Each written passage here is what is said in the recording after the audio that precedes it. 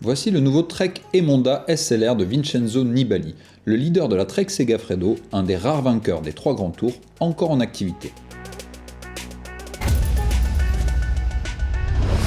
Ce cadre en taille 56 a été réalisé avec le nouveau carbone de type OCLV 800. C'est la première fois que Trek utilise ce type de carbone, 30% plus résistant que le précédent. La forme des tubes a elle aussi été retravaillée pour les rendre plus aérodynamiques et donc plus rapides sur terrain plat, ce qui en fait un vélo toujours plus polyvalent. Passons au groupe.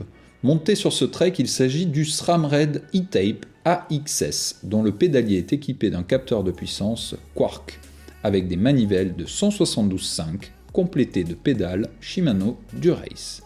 Il possède un double plateau 52-39 et la cassette quant à elle est typique de SRAM avec une combinaison 10-33. Les roues sont des Bontrager Aeolus XX4 à disque sur lesquels on retrouve des boyaux Pirelli de 25 mm. Du côté des freins, on retrouve donc des disques SRAM de 160 mm à l'avant et 140 à l'arrière, un standard chez les pros. La selle est une Bontrager Carbone XX sur laquelle un rembourrage personnalisé en cuir noir a été appliqué. Une modification artisanale réalisée sur une selle de série pour mieux s'adapter aux besoins du coureur italien. De plus en plus fréquent chez les pros, l'intégration d'une patte permettant l'attache de plaques de cadre se glisse sous la selle. Passons au poste de pilotage, certainement l'une des plus grosses évolutions de ce nouveau Emonda.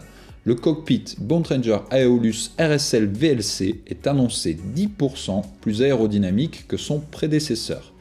Le guidon choisi par Vincenzo est un 40 cm de large et présente donc une potence intégrée Aeolus d'une longueur de 110 mm.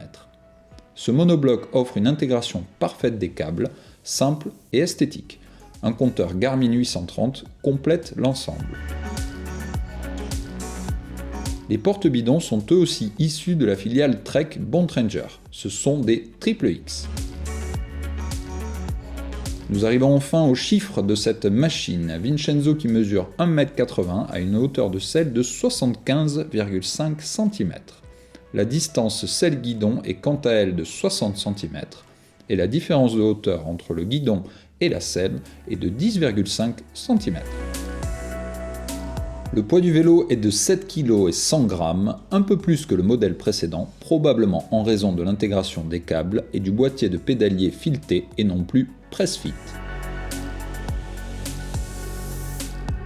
En conclusion, Trek propose avec cette machine un modèle léger mais toujours plus aéro. Donnez-nous votre avis sur ce bolide en commentaire et sur l'app JCN. Vous y trouverez également plus de détails sur tous les vélos des pros au sein du Race Pass, et surtout, si vous ne l'avez pas encore fait, abonnez-vous à la chaîne JCN en français, c'est facile, c'est ici, en bas à droite, sur le globe. À bientôt!